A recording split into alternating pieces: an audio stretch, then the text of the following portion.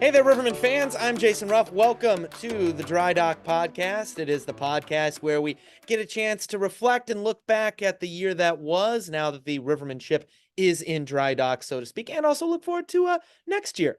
Our first guest on this 4th of July week is not going to be Riverman head coach Jean-Guy Judel. He's spending Canada Day and the ensuing days up in Maine, out on the water, hopefully either fishing for some good cod or getting some nice plump lobster. Wish him all the best. But no, our first guest is a man who holds a number of SPHL records, including the most career shutouts by an SPHL netminder in the league's history, and is fresh off his first year behind the bench as an assistant coach. Recently re-signed for the Rivermen. He's coming back behind the bench next year, looking to defend the President's Cup title and help the Rivermen in that regard. Big-time Levine himself, Riverman assistant coach Eric Levine. Eric, first and foremost, congratulations to you on your recent marriage. How has the summer been with you and your new bride? How have you been spending it here ever since the championship? Yeah, it's thank you. It's been a whirlwind. Things happened very fast for me in my life. We were raising the trophy on Sunday, and 6 days later, I was putting a ring on the finger and getting married. And we had just an amazing wedding. Beautiful, got awesome weather. We had it outdoors, so it was fingers crossed that we were going to get some good weather. And beautiful ceremony. Great to get the family together. It was really, something that you can look forward to, you can think about, and try to imagine what you're going to feel like, during that day. And I was pretty calm, pretty collected, leading up. I wasn't nervous. I wasn't anxious, but then that day came, and those not nerves, but just that feeling of excitement and emotion kind of overtake you. And it was a whirlwind, but in the best way, and just had the most amazing time. Supported so many family and friends. Everyone that came out just was so loving and gracious and happy to be there. And it made our day that much more special. And so really probably the coolest day of my life, in a very special moment. And then we went to Italy for our honeymoon for 2 weeks, and I had enough pizza, pasta, and maybe a couple glasses of wine for the summer. And that was amazing. Italy food just hits different. It was best food I've ever had, maybe other than Nick and Willie's pizza. So yeah, it's been awesome. We kind of have done a little traveling. We got married, we did all the stuff. And then since then, I've just been back home. A lot of time on the ice. I run my goalie camps in the summer. And right now I'm making some juice at our yoga studio. So I kind of split my time between the yoga and the hockey, and a little bit of golf when it's nice out, and that's pretty much it. So it's been an enjoyable summer, but I'm already itching to get back to the rink and back into Peoria. Oh, it's been a summer of rings for you. Already getting a championship ring. Now you got a wedding ring. I do have to ask, wedding day nerves versus starter in the playoffs nerves in a big game. How, as a goalie, how do they compare, if at all? They were very different. I felt like it was weird having everyone watch you at the wedding. Made me more nervous, but when everyone watches me on the ice, I kind of feel insulated by the glass and in my mask. Yep. So you don't really feel like people are right on top of you, but having the 80 people look at me when I'm trying to read my vows and also not cry, which I did a lot of, that was more nerve-wracking. That was definitely more emotional. The games are easy because you play hockey so often that you go just with muscle memory and your body knows what to do. But I've never been married before, so it was kind of a one-time thing. So it was definitely more nerve-wracking, but I would say the payoff was a lot better with the wedding. Well, last year you made the transition from playing and being the guy behind the mask, between the pipes, to the guy now behind the bench, assisting Riverman head coach Jean-Guy Judel. First time you ever did that. You and I talked a lot over the course of the season, especially with you managing the bench during away games when Coach Judel couldn't make trips. What do you think was the biggest, looking back on this past season, what do you think was the biggest challenge or adjustment that you had to make going from that guy who only had to focus on stopping the puck to now the guy who has to worry and manage the whole team? Yeah, challenge would be a good way to put it. I mean, never being behind the bench, you first of all, you gain such an appreciation and just an amount of respect for all coaches, right? And then you really start to appreciate the good coaches, right? The ones that do it, the ones that manage the bench, because it's not just something as simple as I want to put this next line out.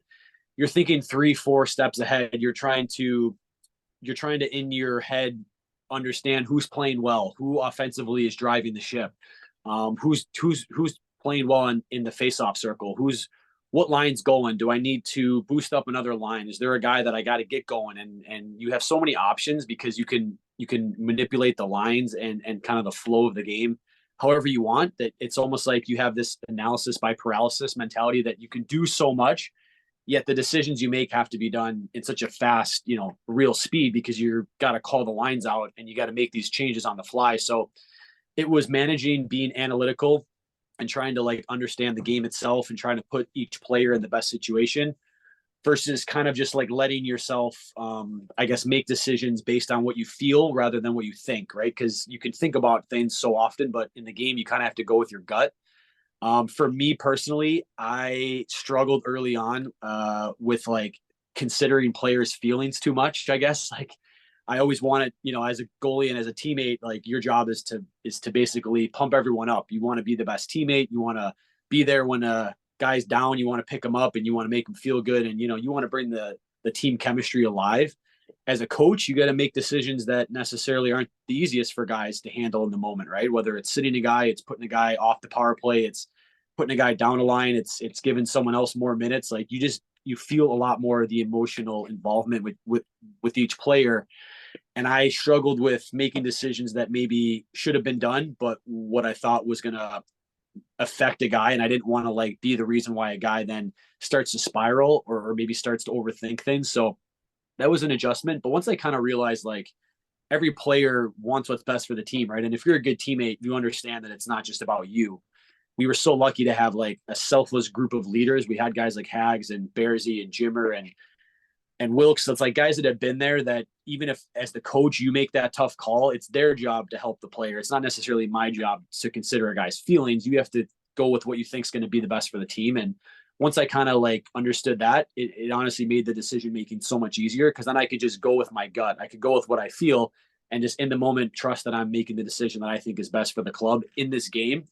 And it's so interesting because so many players, like you could see the streakiness of guys, and a guy that plays great on Friday, it doesn't mean he's always going to be great on Saturday and vice versa. So kind of treating every game very independently and like realizing that at this night in this situation, who is ready to go, who's going to give you the best chance at the end of the game, whether it's offensively or, as I found with our team, we're so successful, it's defensively, what guys do you want taking faceoffs? There is so many situations where I would throw, a drop luck onto a line as a center in a defensive zone because maybe I take Bearsy off because Bearsy's great offensively, but maybe Draps is better in the draw. So it's better for him to be out there with that top line when you need to face off one versus you're trying to score. So many little nuances to the game that I definitely remember as a player and I understood. But when you're the one called on to make the decisions, those decisions seem to come up a lot quicker because you're under the gun, right? And you got to make them. So it was a blast. It was a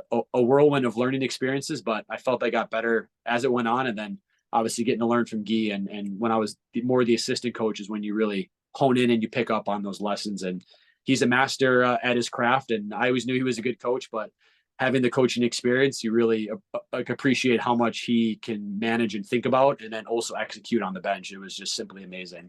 The next question's a two-parter here. You mentioned the D-Corps, and during the playoffs and especially in home games, you were in charge of the D-Corps. And like you said, the Rivermen had one of the top D-Corps in the entire league, not only D-Corps, but also playing defensively. How did that group of veterans, of new guys, of just a solid core really help you transition, help make your job easier as a first-year assistant coach? And likewise, what was the biggest piece of advice that Coach Trudell gave you in terms of being his assistant? Yeah, so I would say maybe the second one I'll answer first is like he was unbelievable in, I guess, like delegating responsibility to me and like trusting my decision making because of course he could manage the D and the forwards and he's been doing that his whole career. So it's not like he necessarily needed me out there. He's proved he's been successful as a head coach by himself, but having an extra set of eyes, I think was helpful for him in that if he felt he could trust in my decision making, he gave me that responsibility, especially with the D.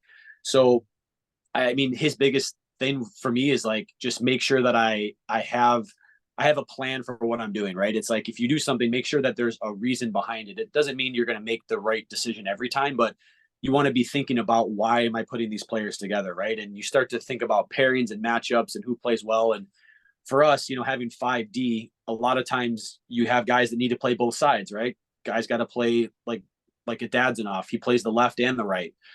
There's guys that don't play, like Kale List only plays the left side, right? So you try to match up who you have left after you put a D pair out there to say, do I have enough players that I can put together a solid right and left pairing? And then after they go off the ice, okay, who's coming off the ice? What do I have? Because you don't want to just double shift a player all game and make them tired, especially, a guy like Wilkes that plays power play and penalty kill. You want to be very methodical with when he gets his minutes, and at the end of the game, you're going to play certain guys more. So you try to like spread out the minutes early. And then when the game becomes a little bit tighter and you have to play certain guys, that they're fresh and they're ready. So his biggest advice was just like, make sure what I'm doing has a reason and just be thinking about stuff, because you got to be, again, planning for 3-4 steps ahead and just be intuitive, right? Like if I feel that I don't get a great sense of this guy playing with this player, split him up, right? Because if you feel something, it's probably because you're seeing it. And he's like, you've been in hockey long enough to understand momentum and flow. And if there's not the right combination, don't be afraid to switch things, right? And that was kind of what I struggled with, was like switching things up initially was difficult, but once you get used to it, it kind of makes sense, right? You switch it up until you find that chemistry, and then you kind of go with it.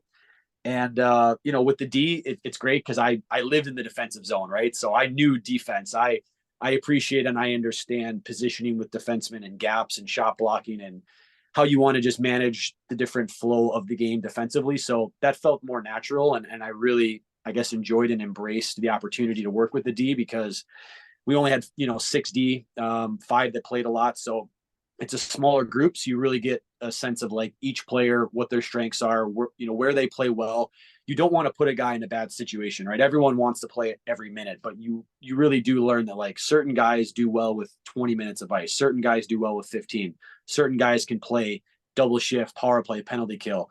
And you're just trying to put guys in the right spot. You're trying to put matchups that you like together. You're trying to a little bit think about matching up with other lines, but it's mostly about getting your pairings together. And I understood that part. So that was really cool. And it was fun to see the D-core themselves evolve. And we watched a lot of video together. We did a lot of breakdowns about our gaps and our positioning. And so to kind of have a smaller group to work with, like I really felt the embrace of them to trust me. And so they were great at whatever decision I made. If it was to take a guy off or put a guy with this guy, they trusted me. And I think that trust was both ways, because they obviously proved they can play. And together, we had a pretty good defensive structure the last couple weeks of the season there. It was great to see in the playoffs. Well, in order to win a championship, you need to have great goaltending. And the Rivermen had a very, I think, unique goaltending room in the fact you had one guy who was going to carry the load. It was obvious. And another who came in late and probably wasn't going to be expected to play. And yet you're in the middle managing that. You've been on both sides of those situations. How was it managing that goaltender room, and what made it unique? What made it work, I guess, is the more important question, because without that goaltending room being all on the same page, the Rivermen do not win the President's Cup. Yeah. I mean, I think you said it the best. Like, what makes it work is it's the people, right? If you don't have a guy as like selfless and humble as Nick Latinovich, your room is not going to work, right? You need both of your goalies to understand that, yes, everyone wants to play, but like when the guy's out there, there needs to be a level of support for the other guy, right? You want your teammates to do well, no matter if it's competition or not. So when you get a good sense of like cohesiveness between your goalies, then you can start building the work, right? Then you can say, hey, listen, you're carrying the mail of this game. We need to work with you on these things. And then the other guy that's not playing, like Dopp was awesome, man. When we had him in playoffs, I told him, I said, listen, your role is to like, you need to make your teammates better. You need to treat practices like these are your playoff games, because the more you challenge these guys, the more you stay after and you take shots and you compete and you battle, you're going to elevate the level of practice. And in those very few opportunities where, in playoffs where you have to practice, the level of pace and how intense it is, like that those things matter, right? Whether people see it or whether they think it does, like stuff like that matters. So just by Dopper working as hard as he did, understanding his role, being a good teammate, supporting Nick, but also like realizing that in practice, his job is to work, his job is to compete, to make saves, to make these guys better.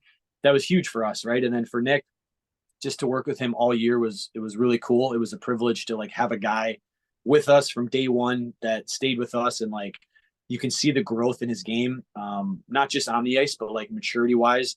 he's such an even keeled guy. He doesn't show a lot of emotion, which doesn't mean he's not a competitor. It just means he's really good at internalizing and kind of staying very within himself, and like to see his confidence get better and better, and just understanding that even after a bad goal or a bad game, his job is to bounce right back. Like the kid just is so unflappable. It seems like he's got no nerves. The moment was never too big, situations where you think like game one of playoffs, he's called upon to make so many key saves, and like to kill off that 5-on-3, to make some of the saves he did at the end of the game. It just looked like it was a day in the park. Like he never looked nervous. He never looked like he was overthinking. Just such a cool customer. But he really spends a lot of time working. Like he was always in my room doing video with me. He was always asking about how to play certain situations. Like he watched every one of his games. We watched every one of his clips. We always were open to like giving more advice to him. He never told me, I don't want to hear advice. Like he always wanted to learn, to get better. And we really had a good relationship. I think we both understood his game very well. And when you understand someone's game, and you understand them as a person, that they really care and they're a good teammate, those are the best people to work with. And so Nick was awesome. And like, just to see him grow and to see how unflappable he was in the playoffs was just amazing. For him to make that penalty shot save, game 3, it's like he didn't look nervous at all. Right. And those are the guys you want in that, because they project a ton of confidence, and he was unbelievable for us. On one of the leading regular season scores for the Havoc on that penalty shot, but it makes sense that the Rivermen would have such an unflappable, as you mentioned, goaltender group, because they take after the guy who I always say was the unsung hero of the first President's Cup Rivermen championship back 2 years ago. And for those of you who've listened and watched the show a while, you know what I'm about to bring up, is that back in game 1 of the finals, best of 5 against the Roanoke Rail Yard Dogs, I mean, Roanoke had the Rivermen running around in their own zone at home, for lack of a better term. A couple of tough goals given up. Go to immediate timeout. Coach Riddell has the troops rallied around, but you're sitting there. This is back in your playing days, sitting and talking to Jack Barry, who was the starter at the time. And for those of you who don't know, Eric actually did start in the playoffs, but was pulled in game 2 of the first round, and Jack Barry carried the rest of the mail all the rest of the way. And yet you're sitting there telling him, just focus on making the next save. Don't worry about it. The Rivermen have a good enough team. We're going to score. You just need to focus on making the next save. And it was night and day from that media timeout. So I always maintain that you were the unsung hero of that championship series. And it makes sense that the goaltenders here in Peoria would emulate and kind of key in off of your mentality of being a good teammate. Everyone needs to carry the mail. It may just be one guy between the pipes in net, but the other guy's just pushing him as hard from the bench. That kind of leads in my next question, Eric. What made this team this year special, and what similarities did it have maybe to the championship team from 2 years ago, back when you were playing on it? Honestly, I don't draw a ton of similarities to the team. I mean, we obviously had good regular seasons in both. Every year is so different, right? And there was this like overwhelming sense of like, I had played in Peoria so long, and like everyone knows the history, right? They lost 3 straight finals. It's like, we've been the best team, but we've never gotten it done. And so that one was more like, we got to get the monkey off our back. Like we got to just find a way to win, and I felt like this year, like we had so much, I don't know, it's not like you're relaxed. It's not like you don't care. It's just like, hey, we've already won one. Like we're playing with house money. We understand what it takes, but we're not going to stress every day about winning a championship. We're going to work more on the details that we know are important from winning, that experience teaches you. And so we were way more this year, like just locked into our process. I tell people all the time, we had the best home record that any team has ever had. It almost feels like we were 500 at the road, because it's not like after these wins, we're just like going crazy. We're like, we did it. This is the best. It's like after every game, it's like, well, what could we have done better? Like we still didn't play great, even though we're winning and we're playing great. It's not like we lost ourselves. It was very much like, no, winning in the regular season doesn't matter. It gets you points and it gets you experience, but it's like, you got to make sure that your game as a whole is dialed in. You got to have all sides of the puck better be in order, because come playoff time, you just don't have time to make that many adjustments. It's such a short series. So our team this year, with the experience and the guys we had like Hags and Jimmer and Bearsy and Wilkes, like we knew that process was more important. So we had such different years, but like, at the end of the day, I tell people, like, you got to have your best players be your best players. which we did. Bearsy and Hags and Wilkes and guys were incredible. You got to have good goaltending, which we got great goaltending in both years. And you got to have some of the right calls. You got to have some of the bounces go your way. You got to get a little lucky.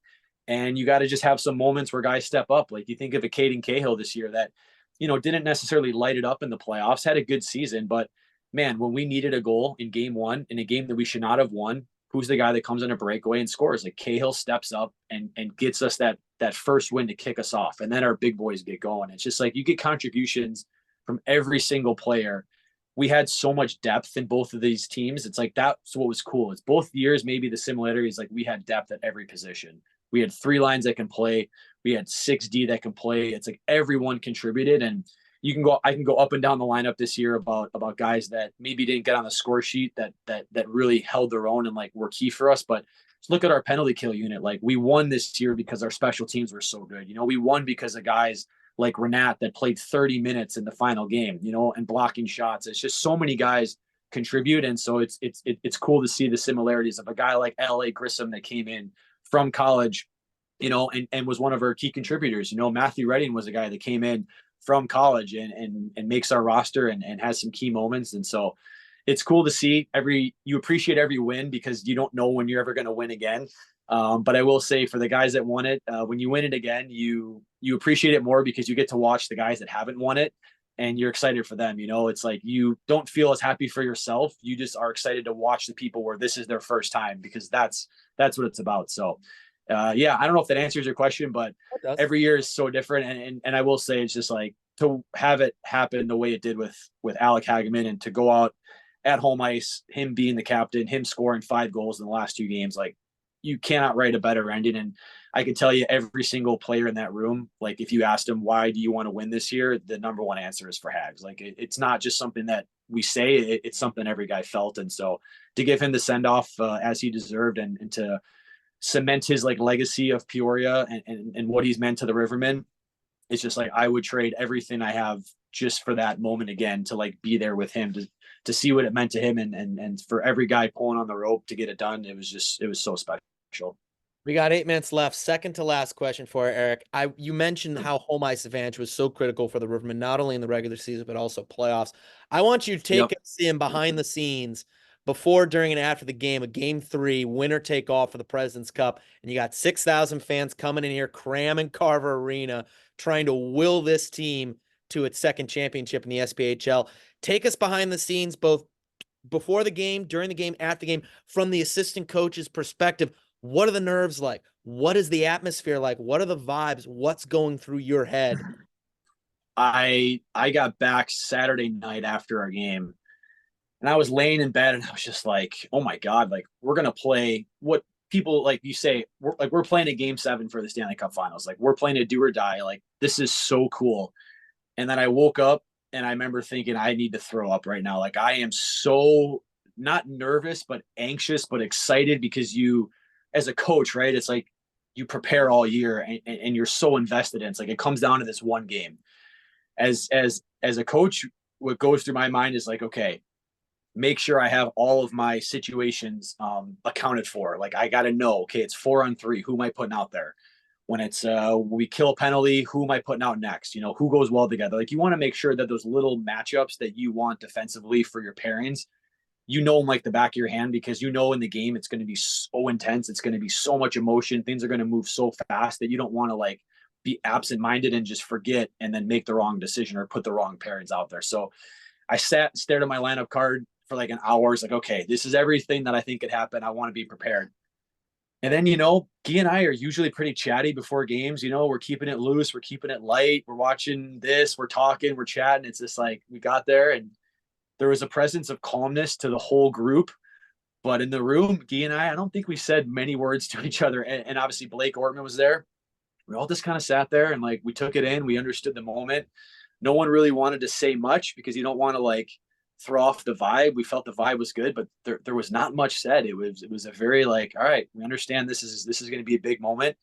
Let's take some deep breaths and like, let's be ready because as I learned in coaching, it's like, it comes down to those few plays, right? Those few little plays, those little things that happen in a game end up, being the difference. And like, it's much like a player. You're so nervous before because you're anticipating, once the game goes in, it's like, all right, you just settle into your routine. You try to keep things as normal as you can, especially for the coaching playing side. Like, you don't want to be like, this is the most important game. It's like, no, this is another game that we're going to prepare for the same way. We're going to do the same thing that we do. We're going to get ourselves ready, and we're going to be as present in this moment to make the adjustments. You know, you cannot get ahead of yourself. I caught myself thinking of what would happen if we won, what would happen if we lost. I was like, if we lose, this is going to be the worst thing for Hags. I'm going to feel so bad. But if we win, it's going to be amazing. It's like, all right, calm down, be in the moment, take a shift at a time. Just, you know, for me personally, like, make sure I'm locked in, know my calls, make sure I know who I want out there, make sure these guys know, make sure that everyone's managed well, and let's put the chips down and let's see what happens, you know. And then you get out there, you get that early lead, and it's like, okay, don't get too excited. It's like, it's just one goal, you know. That's the hardest part, is these games are so emotional and you want to just jump and scream, but it's like, hey, next shift, like, we're going back. This is not over yet, you know. And so that was not going away. Have a game going away. That team's not going away. You know, it's going to come down. You know, it's going to be close, and like, you're just trying to stay locked in. You know, you're trying to keep things as routine as you can. But maybe if I projected calmness, and I think I did a pretty good job, Guy and I and Blake, of like keeping the structure of our coaching calls, I could tell you, I felt like throwing up the whole game. Like, you're just so excited and so nervous, and you just feel it, man. It's like the whole 7 months comes down to 60 minutes. You know, it's the greatest thing in sports, and like, to be a part of one as a coach was maybe the most stressful, but also the most satisfying thing of my hockey career. It was the coolest moment of my life when we finally got that goal from Morsey. You know, Mears Moore came in, scores 2 goals that game. Like, just it's unreal. It's just unreal for the ending. And like, when we finally got that one to make it 4-1, and we knew it was over, it was just, all the emotions came out, and you're so happy. Last question, very briefly. We only have 3 minutes, but after Hagman gets that empty net goal, the place goes crazy. Carver Arena erupts. Coach Adell calls timeout to kind of settle everyone down. Did you have a chance to take the atmosphere in? What's going through your mind? Very briefly, last question. Yeah, I took in the whole game. I told myself, whether this is good or bad, whether it goes our way or it doesn't, I just want to be in this moment, because I want to feel what this feels like, because you never know if this chance is ever going to happen again. And to be part of it, so special. But when we scored, I looked around and I was like, wow, this is why you play hockey. This is like why I came back to Peoria. Like, Peoria is so special to me. The Rivermen means so much to me as a player and as a coach. And like, to see the fans in the city be so behind our team, and like, to think that we almost didn't even have a season last year. And like, it's just, I was like literally holding back tears, because I was so happy for everyone involved, from you, the staff, the ownership, from how hard Guy's worked, to Hags, to like all these emotions for the last 10 years came flooding. I was like, this is the coolest thing ever, and I'm just going to soak it all in. And my God, did I have fun watching us win and being part of it. One of the more special days of my life, besides my wedding, of course. You got to throw that one out there, don't you? You got wedding number 1, but this was a damn close second. I'll tell you that. Something else. 2 days, 6 days apart. It's a 6 days I will remember till the day I die. Hey, I'll co-sign that with you, my friend, because trust me, I know Ann very well. You two make a wonderful couple, and yeah, she'd have words if it were the other way around. It's Eric, definitely wedding, but winning that was unique, special. I was so humble, grateful, and just so happy for everyone involved. And let's do it again next year. Let's do it again next year. Eric, we can't wait to have you back behind the bench here at Carver Arena next year. Thanks so much for your time. Enjoy the rest of the summer. Enjoy the yoga. Enjoy the Goaltender Academy. And enjoy married life as well. Thanks for joining us, Eric. Thanks, Jason.